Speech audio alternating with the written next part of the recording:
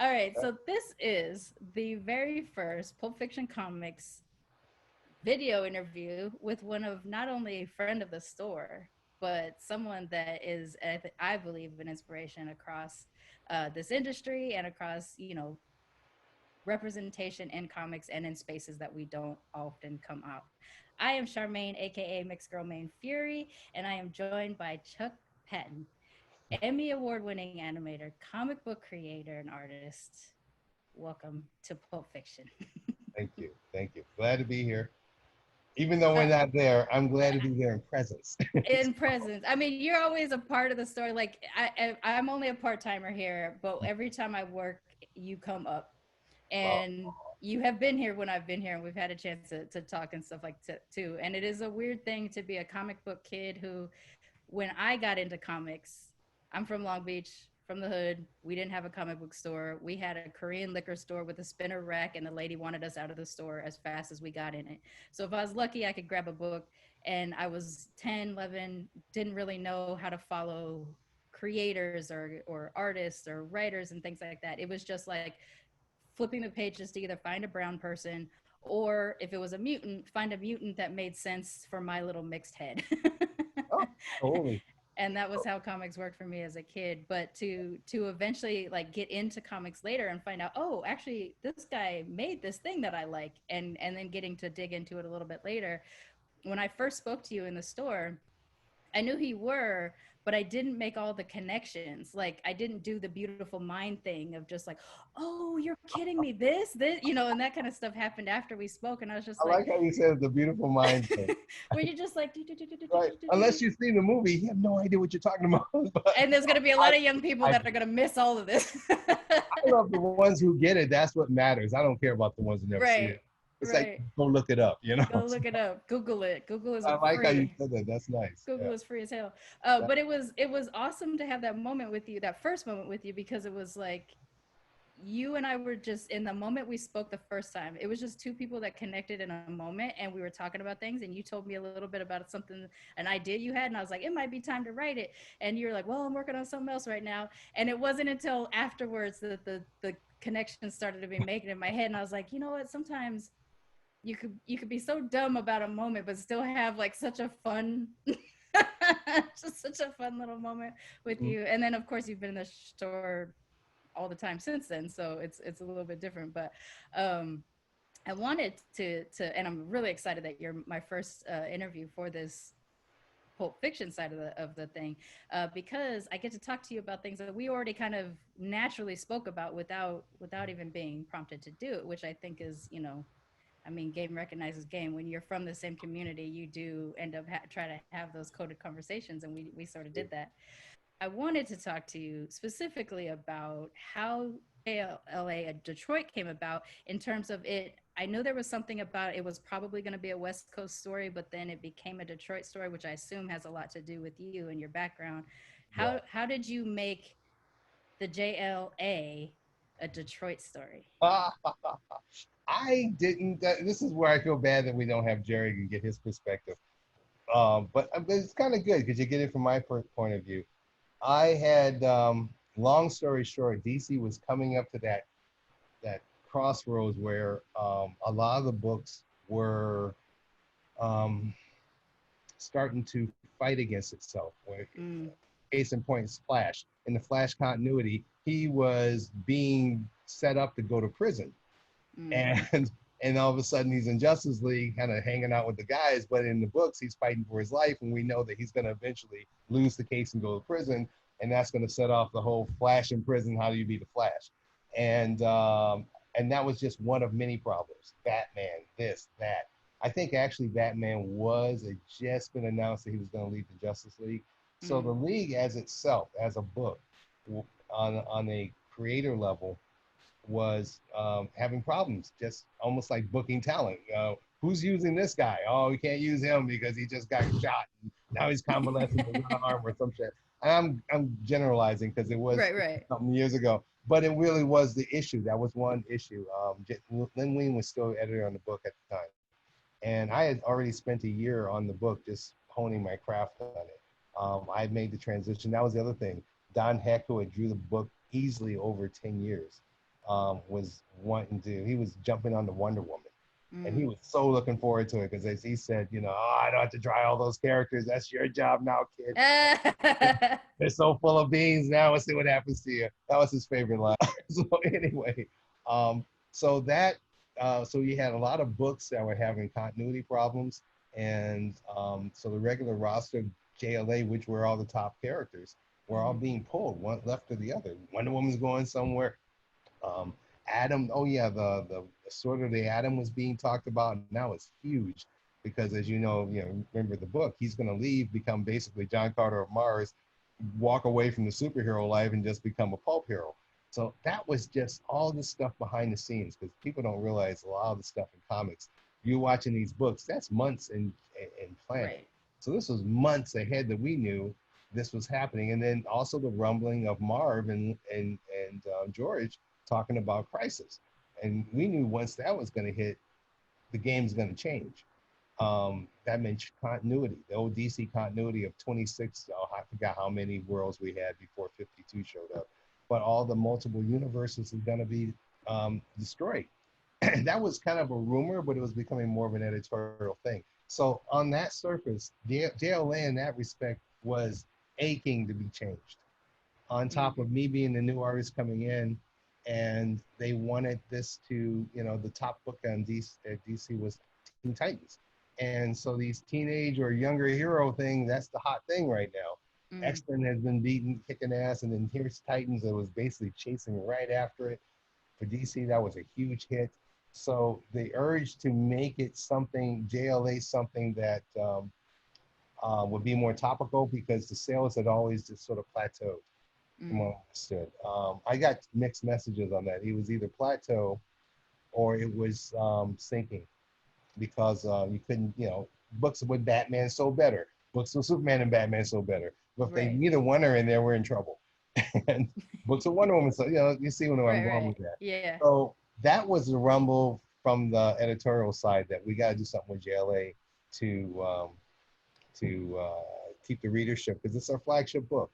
And so the Lynn threw out the wild idea of let's bring new characters in.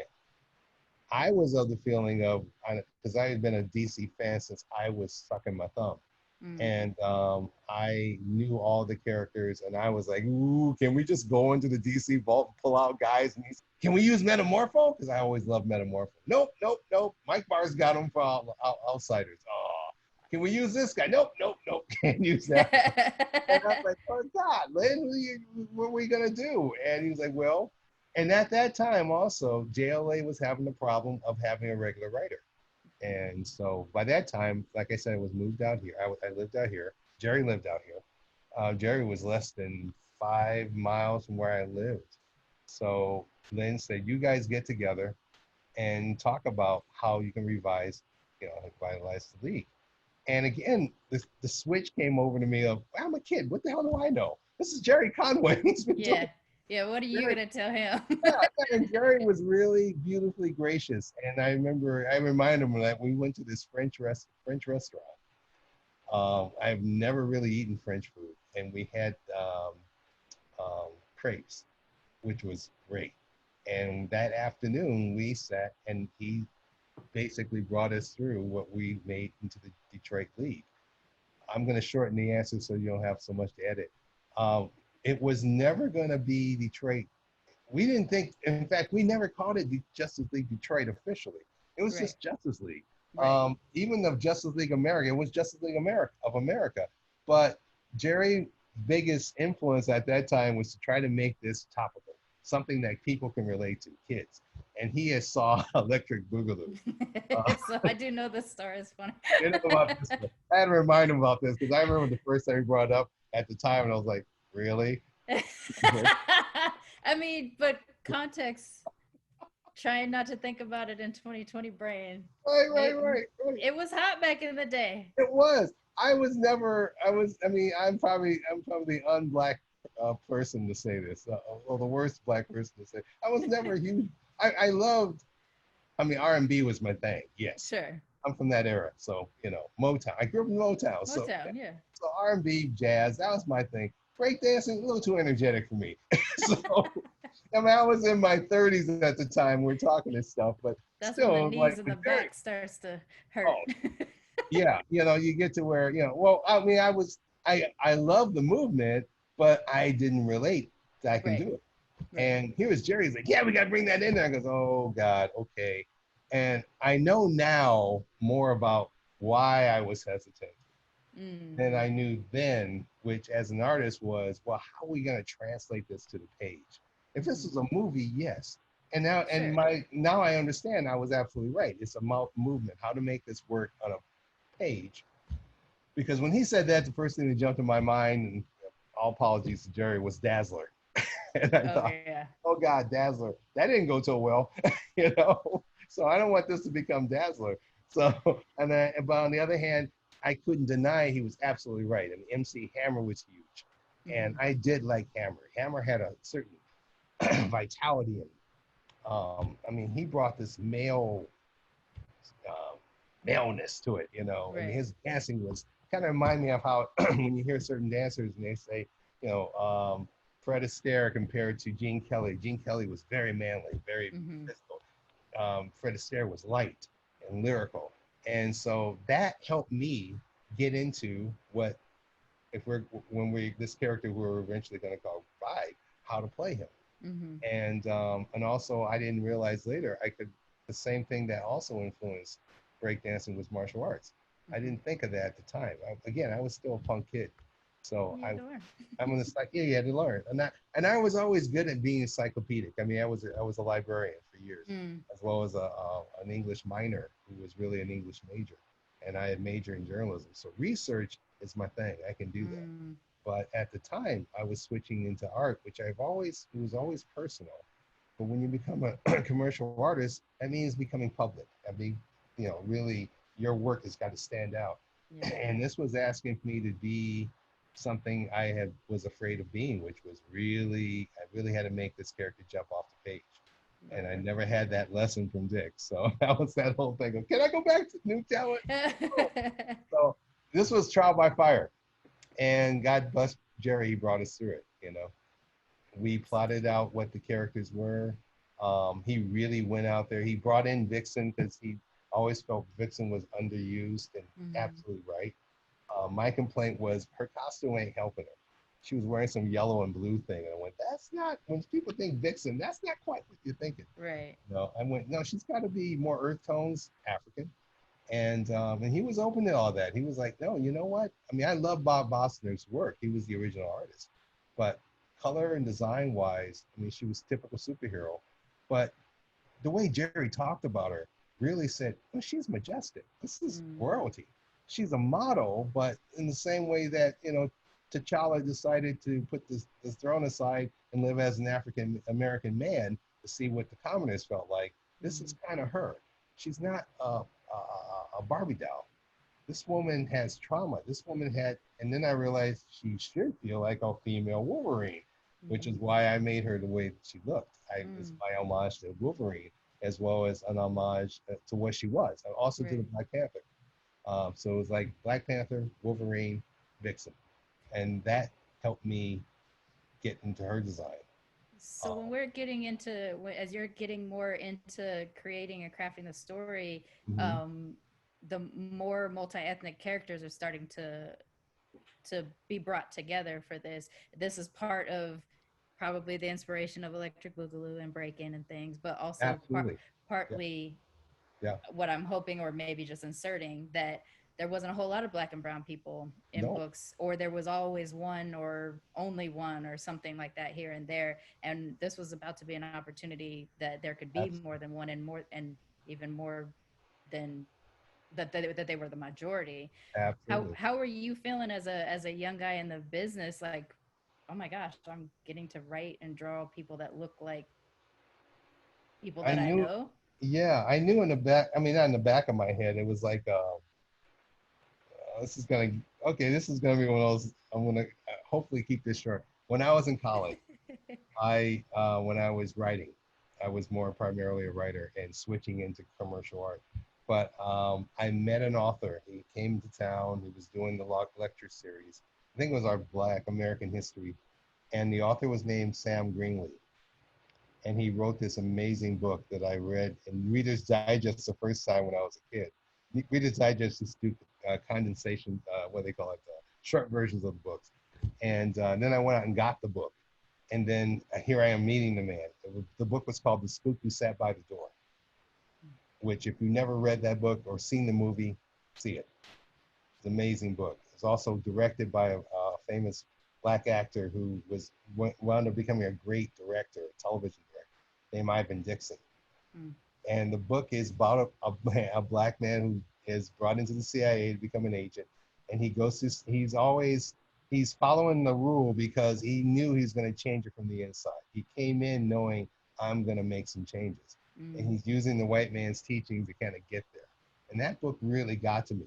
The name itself, saying the spook who sat The, by the door, said yeah, it all right there. it has a So lot of meanings going on. it was my avatar for many years. Okay. So when I came into comics knowing I'm going to be different, I knew that, and I learned this from my own father, you don't come in making yourself into the big thing. You're already there. We're dark. You're going to stand out in the room of white. Mm-hmm. Well, what we have to do is make ourselves accessible enough that we don't threaten them when we know we're threatening them, and you know you're going to make change. It's like don't telegraph the blow. That's Mm. what it's trying to say. Don't let them know you're there to change shit. Right. Change it. Learn their secrets, then change it. And that's what the book Blue Spook and Sat by the Door was kind of about. He Yeah. went in, learned to be an agent, went out, turned all these brothers into revolutionaries, and then set off a revolutionary change in the country. Mm. It's a spy thriller, believe it or not, but it's very heavy message about going in and doing what you have to do in a different way. Because I was not that kind of person. I was very shy too. Mm. And I wasn't the kind of guy. I wasn't Mr. Progressive. You know, I'm glad to see people who are able to do that now. But at the time, I knew that I just didn't have the ego for that. Mm. I needed to fight another way. That book gave me a sense of me. So coming into comics, I knew every character I'm going to draw, somewhere in there, a black character is going to show up until I get a black character in the forefront. That Right. was always in my mind. I wanted a character that my little 10-year-old me needed to see in comics, and that Yes. for some other 10-year-old. So when That Jerry, hits me like big time because as a mixed kid, you're looking at books and you either see white or you see black and you don't really necessarily see the middle. So I gravitated mostly towards black because I grew up in black area, black neighborhood, black community. yeah, Um, but that idea of I didn't have this, so I made it yeah, is everything to me. I can't believe you said. I mean, I'm glad you said it, but I also can't believe that you said it because it just gave me chills. I want to say, I wish I could say, I mean, I don't think, I'm not going to be egotistical. Oh, yeah, it was so significant. I mean, I was scared because I Sure. knew that on the other side, I didn't want to do something that looked I didn't want to do something corny. I think that's Right. why I was afraid about the whole breakdancing thing. Well, I also if you're didn't the want that. first one out the gate, Yeah, that you run that risk of it being received as corny or being received as too militant, and you're trying to skirt the line between the two to make it comfortable and to represent you as a person, I imagine also. yes. Oh, absolutely. So much so that I did put me in JLA, but that's another story. but but again, I really bless Lynn as a nurturer Mm. for never telling me no. They didn't when I came on the book. The one thing they did not do, which years later people went, why didn't they? I goes, I'm glad they didn't because it would have gotten away. They didn't go, new artist who happens to be black. No Right. one did that. Not at all. Not at all. No, I never heard any word about it. Um, I mean, I felt weird when they introduced me that they kept it really kind of quiet. My first Brave and Mm. Bold had an introduction title, and it was still subtle, and I liked that. But I was really getting ready for this whole, I guess, circus to come out, and it didn't, Right. which made me feel better. It made me feel more relaxed because if I had to go out there and I was going to represent like that, that would have been uncomfortable. I felt like it was forcing me to be somebody I really didn't want to be, And and it I got to never be had that. about your art Yeah, more yeah, than yeah, you being an artist who happens to be black. yeah. I mean, I had a hard time trying to find a co-creator with me, an anchor, I went through multiple inkers, and that really soured me as I went along years Mm. into the job, because I always wanted to feel like a part of a team.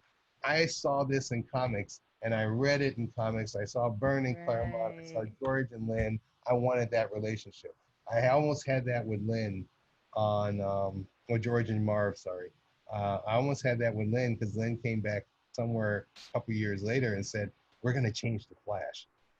And it was that way of him saying we, and then when we mean we, because you and I, we're going to change the Right, Flash. right, yeah. And I'm like, whoa, you know. And he told me his idea of Flash, and I was so excited. And we got that close to doing it, and then it fell apart. Oh. I can't remember why. Lynn just came in one day. It's now we're not going to do it.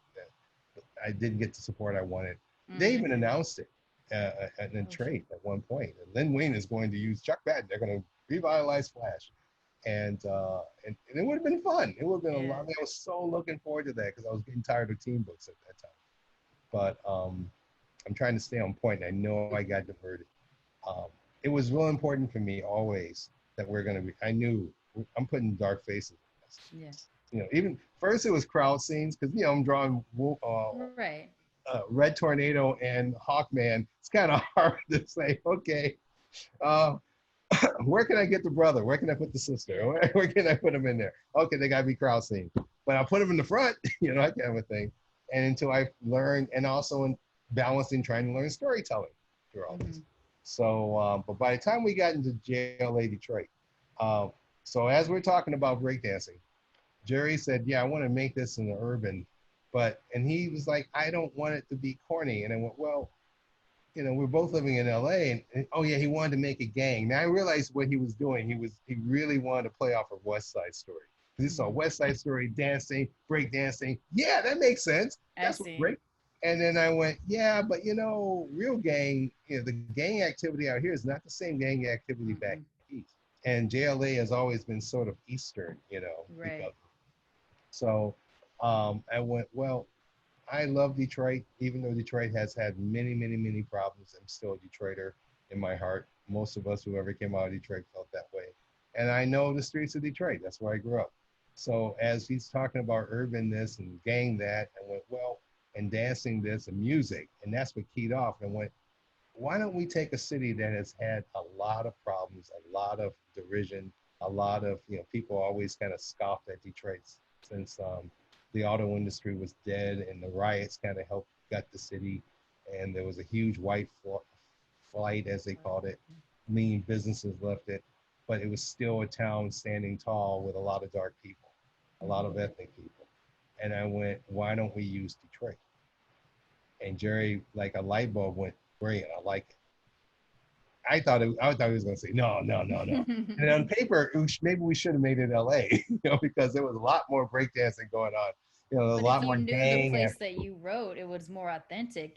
I think that it is was. something that helps a lot of us comic readers is that if we actually see our world Yeah. in it to a degree, even if we're dealing with gods and Hmm. monsters and things like Hmm. that, when we see our own world in it, it makes it real for It us. does. And that's why I think he let me do it because I then started seeing the visuals of Mm-hmm. where, even the new JLA factory, the factory it was a factory I have factories all around me Mm-hmm. growing up, and some of them were abandoned, even when the city was at its most prosperous. Mm. They were because they always needed some factory for something.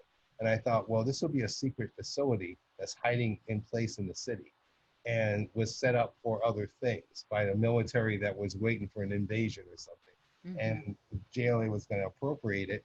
And it was the James Bond element that I liked. That, I loved when I was a kid and I would ride down the street at night or in the day on my bike and I pass this place. I thought, wouldn't it be cool if this factory opened up and a ship would rise up? And that's what I wanted for the JLA. Yeah. So, and Jerry, God bless him, was not laughing at me going, that's so cool.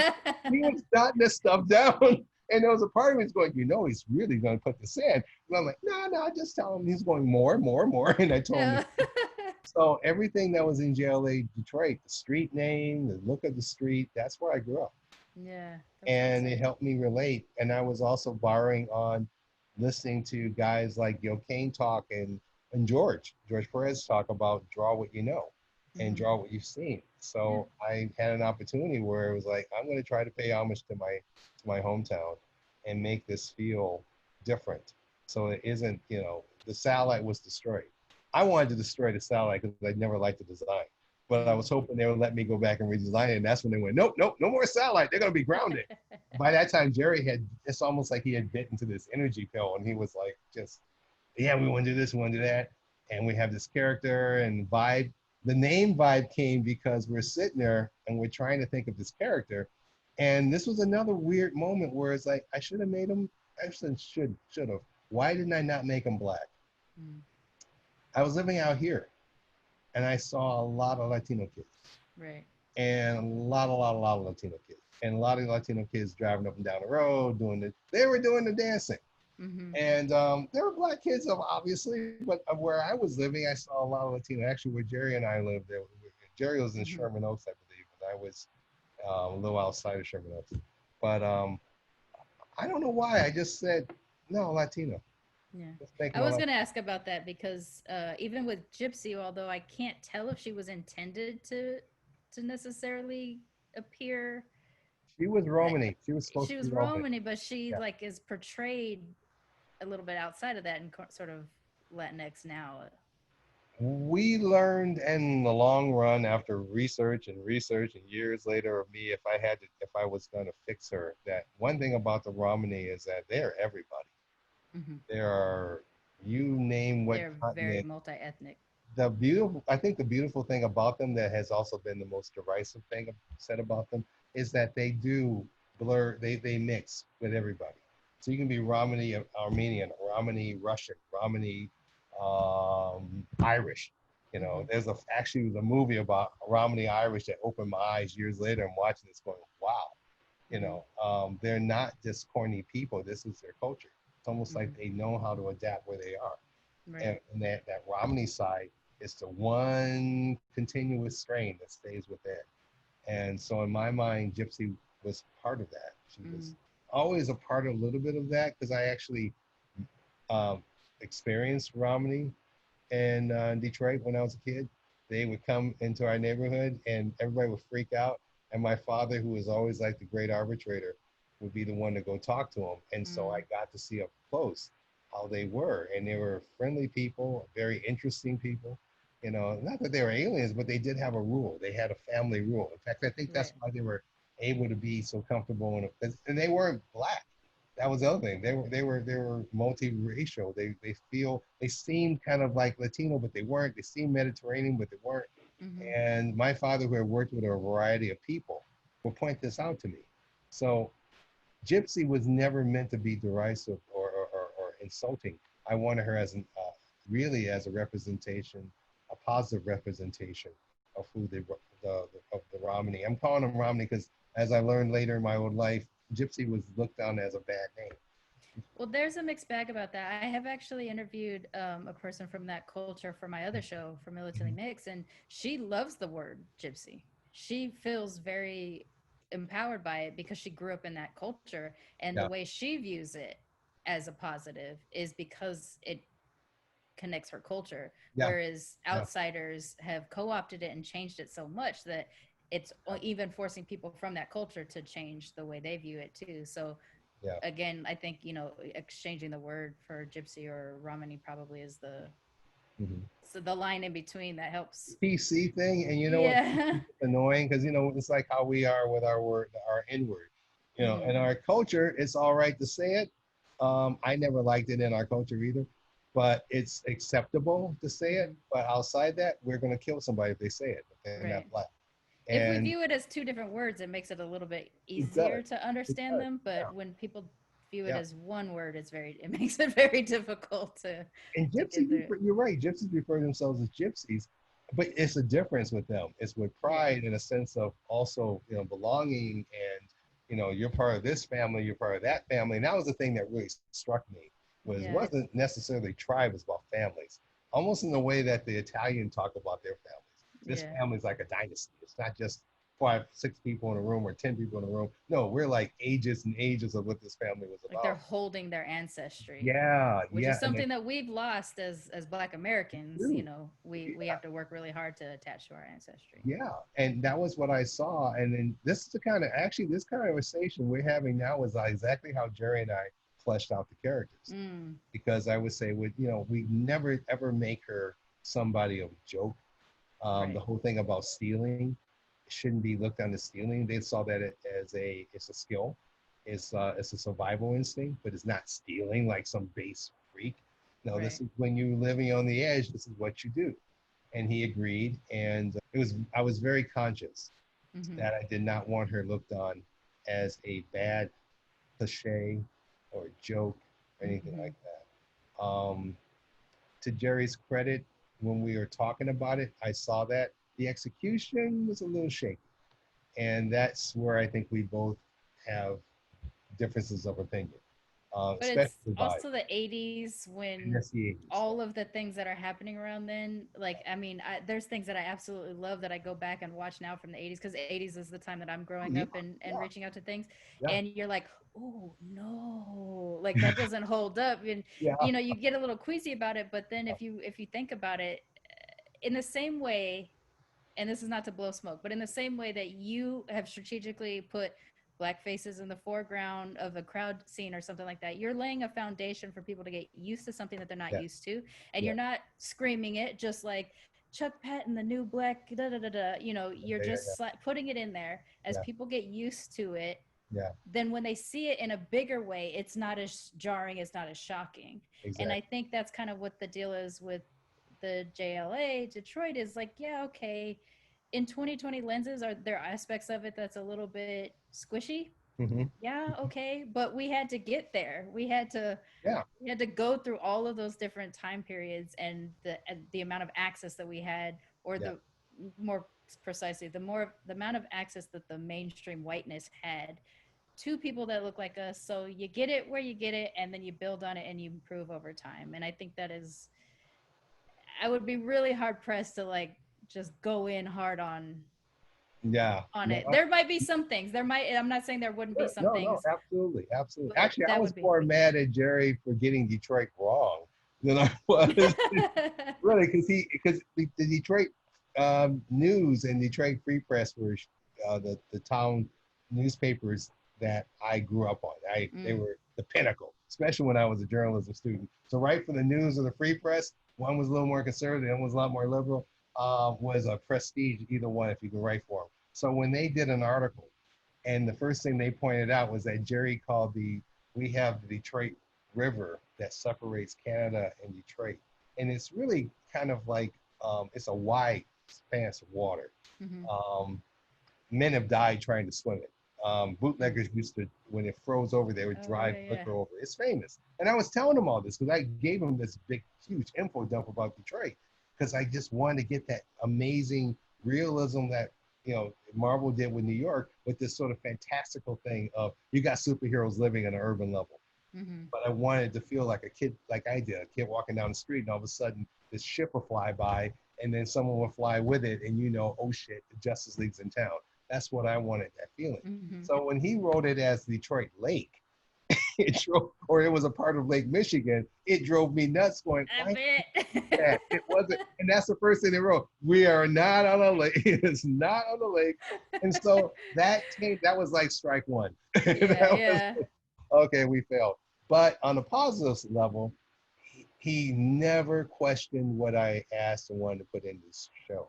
So you're right about this interesting thing about, okay, we had two people of color or two people. Yeah, we got Latino kid. Oh yeah, Vibe, the name, because we're trying to come up with Oh powers. yeah, yeah. But we got into the whole thing of, well, I wanted something that's going to reflect his dancing, because when you see the pop lock and all that stuff, and I just embarrassed myself by trying to do this, but when you do that, I thought of, like, again, martial arts, when you're pushing chi and Mm-hmm. ki and all that, and I went vibratory powers.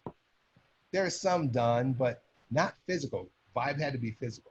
Mm-hmm. We weren't calling them vibe. We were trying to think of names and say, I want to get away from energy stuff. I wanted to get away from the obvious, or like it was anything out of the X-Men, because he wasn't a mutant in our mind. Right. DC was, I forgot what we were calling our versions of mutants, metas or something. I think that Mhm. came later. But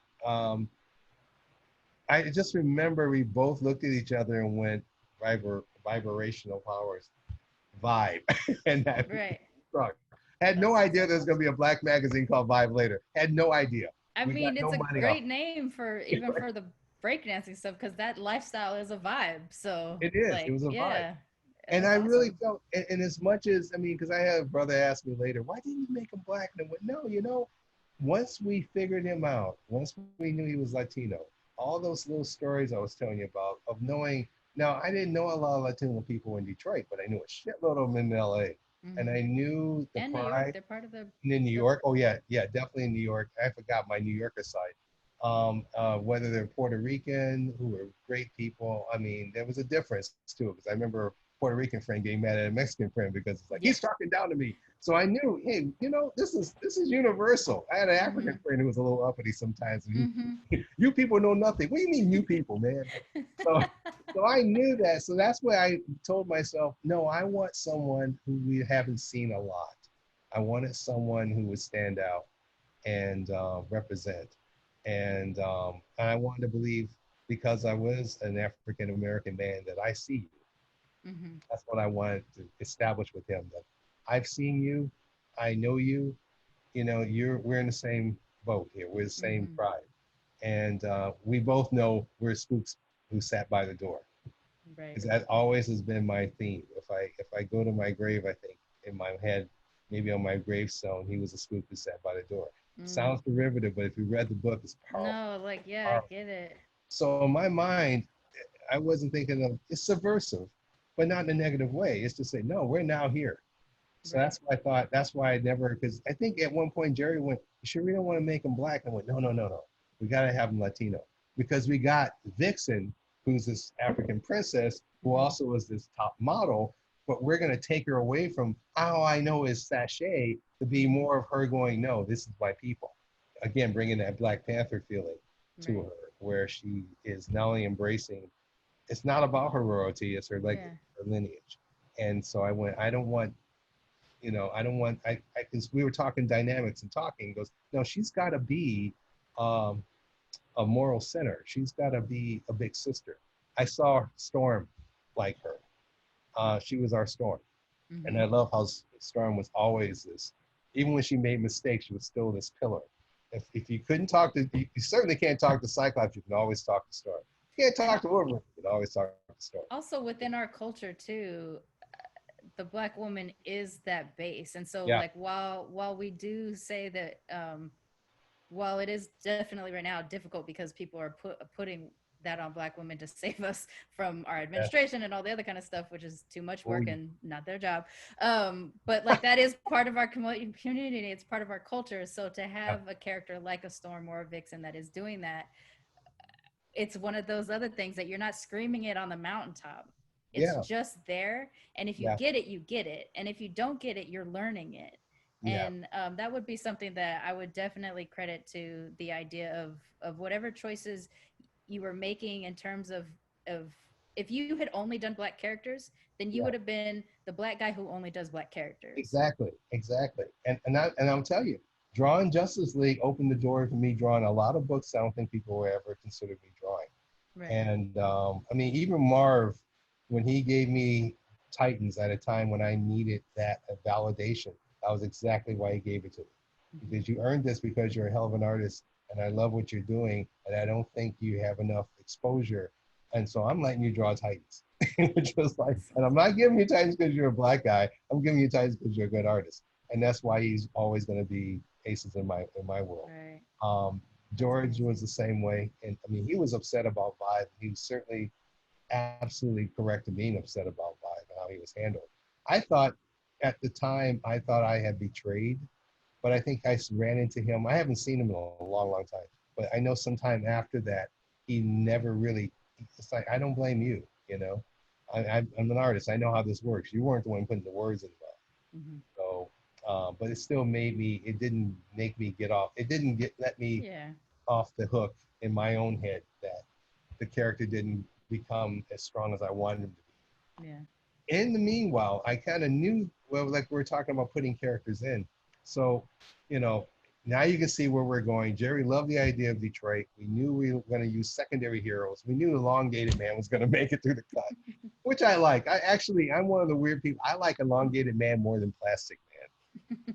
I can't explain why. I think because he is the world's second greatest detective.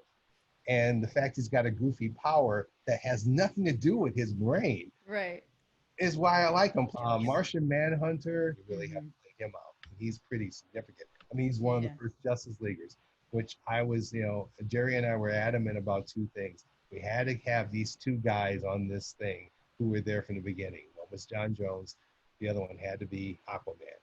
And by that time, Aquaman was starting to slide into that joke area. Yeah. And again, the Jerry's genius and encouraging me, listen, how can we make him badass?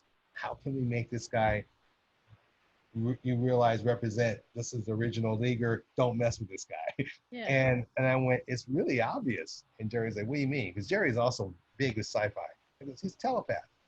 I mean, he doesn't talk to fish. He can talk to people if he wanted to. And Jerry went, Hmm. well, suppose he does that sometimes. He nudges people. And I went, ooh, that's spooky. I like that.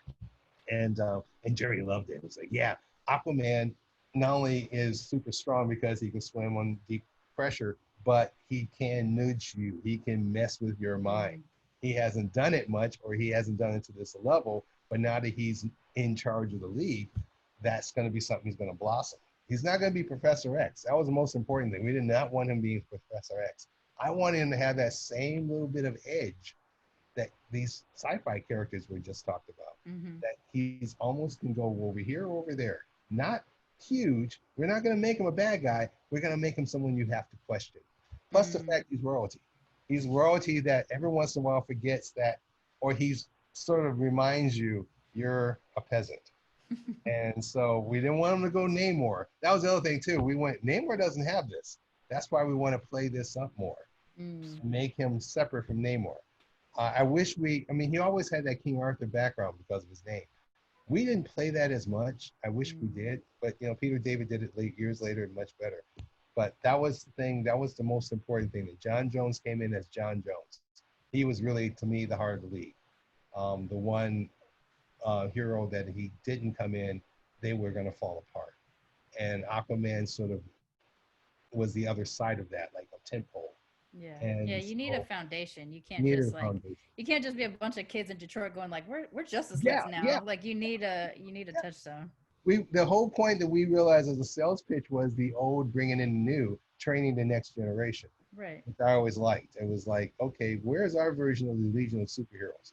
This is the Justice League's version of the Legion of Superheroes, kind of Yeah. young artist characters. Steel was Jerry's. He was always Jerry's. I just changed the costume. Steel was not somebody I ever related to. I tried. I really had a hard time with the costume. To my mind, I mean, I love Captain America. I think that was the problem. I love Captain America, Mm.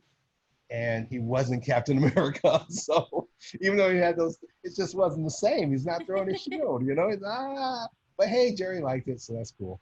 And I felt really empowered because of the contribution he helped me allowed me with, not just with Vibe, but with Aquaman, because we really Mm. got into it. About you know, if I can say one thing that came out was the whole treatment of Aquaman was exactly the way Jerry and I discussed it, Mm. and he really, I thought he really made it work with him.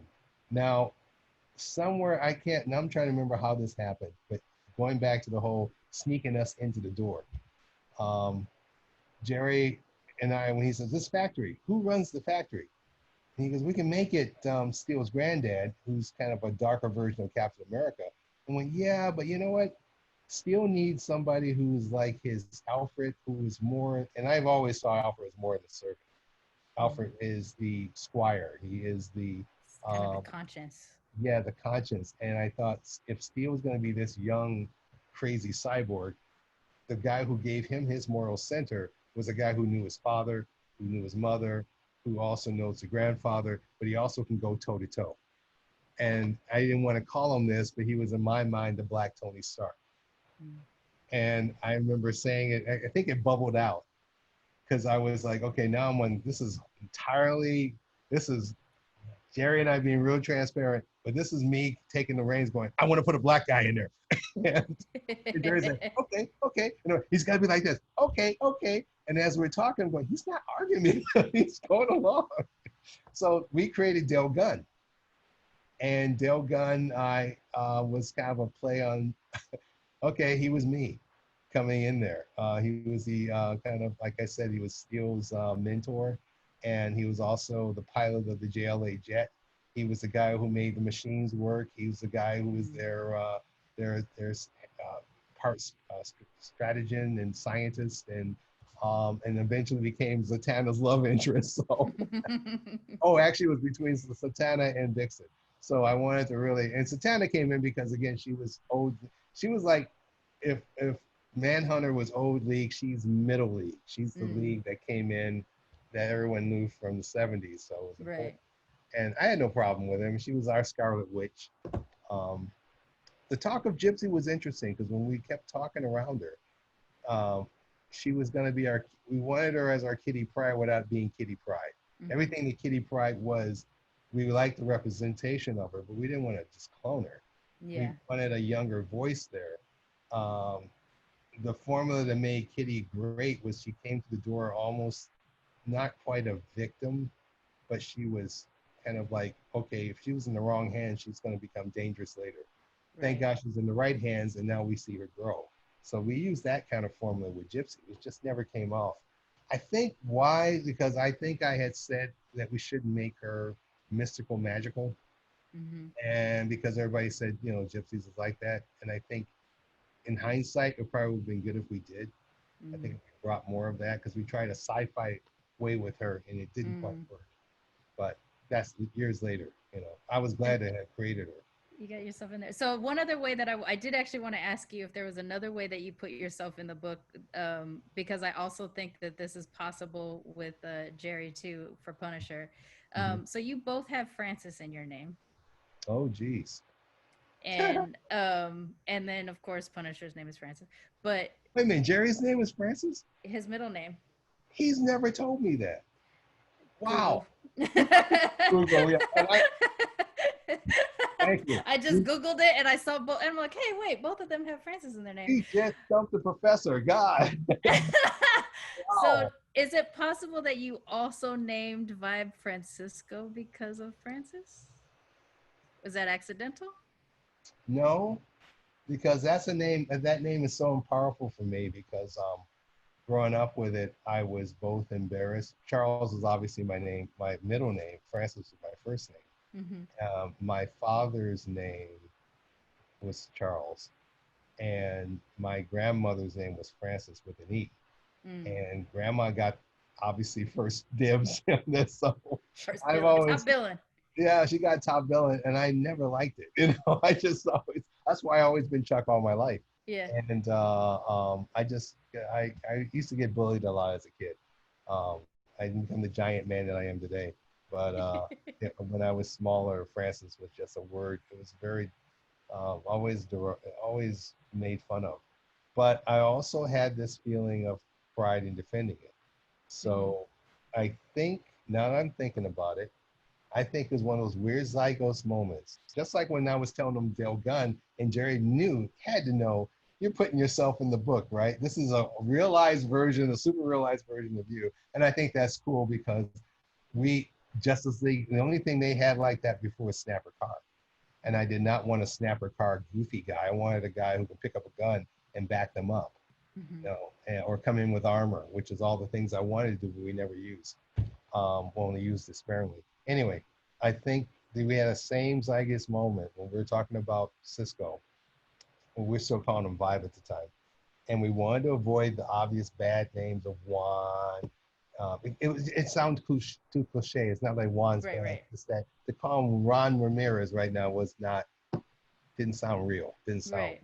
And I wanted a name that could quasi cover all Latino. When you say Juan, I mean, there are Juan Puerto Ricans. Yes, there are probably Juan Colombians. It does sort of code like John Smith. It's sort of generic. And I wanted a name that was, and I realize now, knowing Jerry, he probably he did a Aquaman thing. Mailed you. Probably did an nudged awkward, you. yeah, Francis, because I remember going. I think he said Francisco, and I went, "That's good," because I didn't want him to know. Ooh, that's my name too. That's funny. And now I realize, yeah, he that was an Aquaman moment. He did that to me. I will say it popped in my head immediately once I saw that both of y'all had Francis in your name I didn't because know that. I went to film school. Yeah. My first version of me was a filmmaker, Mm, and I would name characters based off of people I knew, yeah. or the meaning of their name told you who they were going to That, eventually be. So if you didn't know that they were a villain yet, if you just understood what their name meant, you would find that out and things like that. So when I saw that, it just like, again, beautiful minded, it jumped out at me, and I was like, oh, I wonder if that's if because there's all these ways that artists put themselves into characters either literally or figuratively, and I was oh, wondering if that was one absolutely. of those ways Absolutely. that you did that. That's something I've never thought of. I would never. Wow. I Wow. mean, it was really just that I side by side had information of both of you up at the same time, and it popped out. I wish he was here because I would say, "You dirty dog," because We'll get it next time. dang, I had no idea. But that makes total sense because we both went to something that we knew. And that's Yeah, why I didn't fight it because I was like, well, this is the one time I can give Francis some respect. yeah, and it's kind of a little bit of a nudge honor to your grandma too. Oh, totally. That's the part. It was like to her and to me because Yeah. I ran away from it. I use it. Obviously, I use it. For a lot of reasons, but I'm more known by Chuck. All right, I don't want to keep you too long because I know we're gonna have to get you fed at Good. some point in this day, and I Sure. could just listen forever. I actually am surprised spoken as much as I normally do because I'm just excited to hear hear the Oh, stories. thank you. And I But one tend of to the kind things of. that I wanted to ask about is in ways in which, as a comic book creator, artist, and writer, Mhm. you you could be creating a character or you could be taking over somebody else's story, and really this idea of like what gets to stay yours and what gets co-opted. So Mm, I guess I'm kind of asking two questions here: is what yeah. is the experience like for you to take over a character that is established and still try to insert yourself in them in some way, shape, or form Mhm. through the art or through the story? And Yeah. also, when you have created a character and you see them being revamped or something like that from someone else, or worse, like in the case of Punisher for Jerry, Mhm. co-opted by a movement that doesn't match. Yeah. How do Yeah. you deal with both of those things? Wow. Well, I have been lucky that whatever I have touched has not been, I want to say, misappropriated like Punisher has been. Mm-hmm. I have a short Punisher story, but I'll wait till we get into that. But I know for me, whenever I've approached, and again, I thank all the writers I've worked with, from Jerry to Lynn to Marv, about, and after that, the screenwriters I've worked with, and novelists I've worked with, and learned from, is that when you take over a character, well, one thing, and it's really hard to say this, but I'm going to say it. The writer, it isn't the writer implying himself into the character. The character talks to you. He Mm-hmm. tells you his story. So when you hear a writer says that may not be something I would say, but the character would say this, he means that. Mm-hmm. That means that experience of what that character is gone and distilled this character now becomes alive. So when you take over a character, you are basically picking up the ball where it left. It isn't your job to all of a sudden take Jonah Hex and make him a Union sympathizer who happens to be half black and now half Seminole Indian and the star was makeup. Then it's not Jonah Hex anymore. Mm-hmm. That's not who he is. He has to be an ex-Confederate who has lived among the Indians, suffered by trauma, and that's physically carried on his face, and he wears the Confederacy as his own rebellion to his own people, as well as rebellion to humanity. That's who he is. Now, a black writer can write him because we understand rebellion. You Mm-hmm. bring your own experience of rebellion to it. You bring your own experience of being an outsider, being Mm-hmm. ostracized, also knowing how to walk in shadows and knowing what that means, feeling more comfortable walking in shadows than walking in the daylight. You see what I'm saying? You take your Yeah. own experience and then you infuse it with that common ground. The common ground with Jonah Hex is we both understand being outside. Mm, Get away from the surface shit and go right to the nitty gritty. got So it. when you write Batman, you relate if you've ever been victimized or orphaned, again, separated, felt powerless, and you had to find something to give you power. That's a common ground. Mm, So the essence to me of great writing is understanding that and bringing that experience in so that you're not totally, you are basically evolving the character where they're already established. mm, Um, makes sense.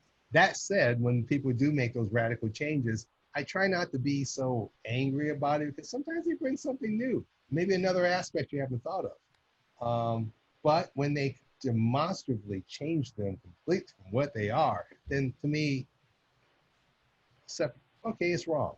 It's Mm-hmm. wrong. You've now taken the character away from where it was. That's not the same character. Why don't you just call it something else? And you should have Right. called it something else, moved on. Take a chance, create your own thing. So I hope in a way I'm answering that. That's a tricky No, yeah. question. That's a good question, by the way. That's a very good question. It's amazing to me, most people who think they understand writing. I can tell the bad writers from the good writers because they want to go in there and fix stuff. And like, don't think of it as a fixing it, taking it where it is and letting it grow. Yeah. When I did Ninja Turtles, I didn't think I brought anything new. I just brought the aspects that was always there and never talked about. They're Mm, brothers. It's a family. It's a disjointed mm-hmm. family of rejects who survive in the shadows of the world. And but the most important thing is to play on their brotherhood because that's what they are. They're not triplets. They're quadruplets. What do you call them? Quads. Yeah. Um, that's how I always played them. It's weird to me to see them change differently, but the Mm-hmm. thing that kind of makes me relax is you still got that brotherhood. They're so brothers. Yeah. Brothers fight, brothers argue. Some brothers will join together against two other brothers or two Mm-hmm. others. And as long as you have that familiar or that family tie, then that stays what to me the Ninja Turtles are all about. Right. So I can accept the surface changes as long as that interior stays exactly where at least evolved from where it was. Found that common ground. Right. Keep the core, Keep the core. The but let core, the what that's however the that. world changes. Yeah, Yeah. yeah. I mean, I have many different stories you hear where they've done this and this and that. But if it's changes so much, then that's not that character anymore. Yeah. You've now destroyed that connection between you as the reader and what that character is. You know. And as a writer, I know it's easy, and probably even as an artist too, I know it's easy to feel precious Yeah. about things. But Yeah. being that this is a style of art where it's going to last well beyond you, Mm-hmm. and eventually Exactly. someone's going to change and it's going to grow with the times. I wonder if there's still those moments of preciousness where it's just like, ooh, they could have changed everything but that, or something that they changed where you're like, oh, why didn't I do that? Like the Well, same type of thing could yeah. happen with like respecting a change Oh versus yeah. suffering it. Well, Vibe is a perfect example. I mean, when they brought him into the CW universe, I was I knew they weren't going to go the breakdancing way, but I was also conscious. Well, what are you going to do to him that I'm hoping you're going to do better than what we did, but I also Mm-hmm. hope you respect what we did, and Mm-hmm. and I believe they did. I personally believe what they did with Vibe was what we should have done. Mm-hmm. He was not a cliche. He was unique. He actually was closer to the whole nerd world than anything else. And when he did get the powers, it made more sense compared to where we were in the comics. So in this case, they did a better job than the creators. I love seeing Vibe and Flash. He cracks me up. Um, I relate to him more, but I also Mm-hmm. know the Latino character, who he is, the core of who he is. That's very much respected. So it's still there. Even Okay. when they brought his brother out, and his brother and him always had this sort of. That's what we did in our comic with him. His Mm-hmm. brother was the gang leader, and he was trying to follow him. And he realized, I'm not you, and they kind of did that on the show. And I Mm-hmm. thought that was okay. That was about taking the character, making him better, but also still honoring what we established. Mm-hmm. And I thought that was beautiful. So it can be done the opposite way. Yeah, that's It can be awesome. made better. Well, I really appreciate that you did this with me. again, I could have let it go for 6 hours because I do just love hearing Oh, stories. I am a collector of stories myself, and it was really it was really exciting to get to hear some of this. Comics empowered me at an age when I didn't understand what I needed and what I was missing in representation until I got it. In the same way that you write a character that 10-year-old Chuck wanted to see, like that speaks volumes to someone like me. And as I, get older in the industry, I mean, for me, I'm not a creator yet. I do have a mhm. comic book Yeah, story that I'm going to be working on, or that I'm very working good. on. But Very but good. that I speak about comics, and then I talk about mixed race advocacy and things like that. And a lot of that has to do with creating the thing that I didn't have access to when I was little. So to know that someone else is doing and has done that same thing, it speaks a lot to someone like me. And I Um, just know that someone's going to pick up a book if they haven't already, and they're going to first see a black person in the foreground or a Latinx character or whatever, and they're going to go, see, we're here, we existed, yeah, and that starts the journey towards this kind of empowerment that someone can get through comics. And I really appreciate people like you for that. Even if it's subtle, the yeah, subtle part is how it connects, I think. Because if it was just in your face, I mean, that's yeah, great for some aspect. There's absolutely yeah. things in which that screams volumes for. But in Mhm. those times when it just slips in, it's like, see, we're normal. Absolutely. Oh, If you got to absolutely. call it out, we're not normal. But if you just slide Absolutely. it in, we're normal, and that feels so much better than Absolutely. any other. Absolutely. I mean, there's no reason. That was the other thing too for me. It was really important, like why I didn't follow up and continue as a journalist or as a commercial artist. That I wanted to be a fictioneer. I wanted to tell made up stories. I wanted to draw made up characters. I wanted to appeal to that 10-year-old like me who didn't have representation. Now you have representation. And Yeah. now they have representation. I want to make sure it doesn't disappear. I Yeah. want to make sure it's in your face. It ain't going anywhere. It's not even in your face. It's a part of our It's landscape. just part of the landscape. Yeah. Part of the landscape. I mean, it's like I have done that even on my shows. I have subtly changed Mm-hmm. things. I was doing Dead Space. The original character was sort of nondescript.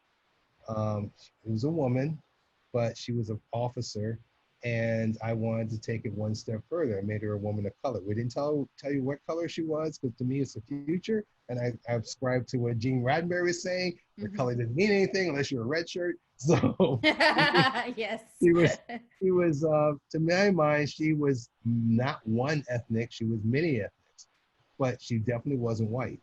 And I wanted someone, the actress who did her voice, got exactly what I meant. She didn't put anything in it other than you knew this isn't a woman. She gave her a little, I wouldn't say street, but an edginess that said this Mm-hmm. woman came up to the ranks. And I Yeah. went, yes, that's exactly what I wanted. That's important to me. But I always encourage and always want to see someone who started from the bottom who moves to the top. Yeah. And that's important to display right there with race, that you can, because you're not white, because you're not part of the status quo. That doesn't mean you're out. You're not out. You're in this too. So that's really important lesson that I've carried on every show I've tried to work on. I'm going to leave you with this, or I mean, I got as much time as you want, but I know I'm not going to waste it for you. The big surprise that I haven't told anybody, I'm going to tell you. You're the first. You can Exclusive. you can tell, yes, it's exclusive. You can tell Chris, this is what I was going to tell them last week. And I thought, I'm going to wait and hold this off for the show. Um, as of last month, I was brought into the big secret project I was brought on. I've worked on a bunch of projects here and there. This one's huge because I was asked to come aboard and work on on the revival version of the Boondocks. Oh, yes. I'm now the supervising director on the Boondocks. Oh my gosh. I've just been So, rewatching it too yeah, in the oh last yeah, couple weeks. I'm rewatching because it's like, oh, I got to catch up what's going on. It's different. Right. I mean, put it this way, it's the same and it's different in that we're picking the ball up where it left off, but we're opening it up to a 3D world. Oh, So okay. it's going to be a little more visual, a little more, as Aaron's saying, closer to a vision, or at least in the original vision of it being, when you look at it, you get a feeling of manga or anime. So Hmm. that's what we're going for. Although I thought the Awesome. original didn't do bad either. So Yeah, it was great. And it is different watching it in today's context than when I mean even 10 years ago or 8 years, however old it is. But yeah, this way is very timely. Yep. that's exciting. I'm so excited about that. That's gonna be amazing. It is exciting. It is. I mean, it's. Of all the. I mean, this is the second most high-profile show I've worked on. And I say, wow, I'm blown away by it. The first Yeah. was Pawn, and this one's is right up there. Probably even go more because, of, like you said, the timeliness of it. Yeah. I wish I could tell you more about it, but if you know the Boondocks, you know we ain't sitting around talking about Yes. stupid stuff. This is Right. happening in front of us as we speak. So That's amazing. I'm so excited about that. I'm you can tell them, definitely going to be hoping that I find out more things, even if it can't talk about it. But I I will. can't, I I can't. won't record it. No, I'm joking. Well, like I said, this can go out to the audience because I was Okay. gonna actually announce it on my birthday, and then other things happened where I went, well, let me think about it, and then I thought, well, there's other things happening in the world. I don't want to just blurt it out. Aaron Magruder is back involved, obviously, Awesome. Yeah. and like I said, it's you love Boondocks, you're gonna be into this. So That's great. Oh, I'm so excited. Thank you so much for sharing that with me you're too. welcome. You're That's welcome. great. Thank you for having me on. See, that's the little gift we get. So, Yes. the little behind the scenes A stuff. little So behind the scenes. I love it. if I Thank get you kicked again. out tomorrow, it's gonna be embarrassing, but Oh, oops. still. If it happens before this uploads, then we'll go ahead and But just we just say, for 5 minutes he was in charge. he was in charge. It was great. That's all right. Why don't you let everybody know how to find you on the social medias and the Yeah. internets? And the internets. On the internets, luckily, well, I'm on Twitter, and I use Chuck Patton Art on Twitter, Chuck Patton Art on in Instagram, Mm-hmm. and you can find me. I have two pages on Facebook. My Chuck Patton, which is more of my personal and friends and life and things I like and things I don't like. I don't try to talk a lot about things I don't like because you see enough of that. But encouraging things I try to put up on my Facebook page, and then on I have my nod to my art side, um, Patton Art, which is what's on my hat, which is Mm-hmm. unfortunately backwards, but No, um, it looks good for me. okay, good, thank God. I'm looking at it going right. So Patton Art page, which is where I tell people if they look. I was doing commissions for a while, but now that Okay. I'm involved with production, it's a little hard for me to do. But Right. still, if you want to talk or say hi or ask a question, I try to be present on there. Patton Art is my other Facebook page. That's more again towards my artwork. Art side. Um, it's funny, I should do my TV stuff there or my film stuff, but I do it on my Patton page. So Mm. both get hits. So Okay. And I really appreciate you and the fact that you are such a presence here at the shop. Pulp Fiction, I think we have a really great neighborhood community and things like it is. that. But when the artists and the writers that do come in, you're actually one of the most accessible people. Like just whether it's just having a regular conversation about what's going on outside or whatever, or actual interest in stories and things like that. That is definitely something that comes with you in this store that doesn't necessarily come with other people. So I really appreciate you for that. Thank you. Thank you. I mean, I wouldn't, if I didn't feel so comfortable and you guys are so wonderful. It is a great shop. I'm going to plug them for a second. You got to go to this shop. It's large. You got enough room for social distancing, but most Mm-hmm. important, they got the books. They got the books you're looking for. If not, they can find a way of getting those books, but they have books. I even see my book up on the shelf there, and Yep. Jerry's on the Oh wait, second shelf. opposite. I There have you them go. here. That do that Carol, whatever her name was from Price is Right, Yeah, yeah, Vanna White. Wait, is Carol that Morrow or something, whichever one? whatever name. Yeah, it doesn't matter. We knew who she was. But but the thing is, it is a great store. Also, other items like little statues. I was going to pull one, but it'll knock everything over. Mm, But I know they have it, and it's a great shop, and that's why I love coming there. Plus, it's always fun talking to everybody. You yeah, guys always make it a pleasure to just hang out, and thank you. that to me that's a criteria of a good bookstore. I agree. Thank you so much. You're welcome. Thank you for having me.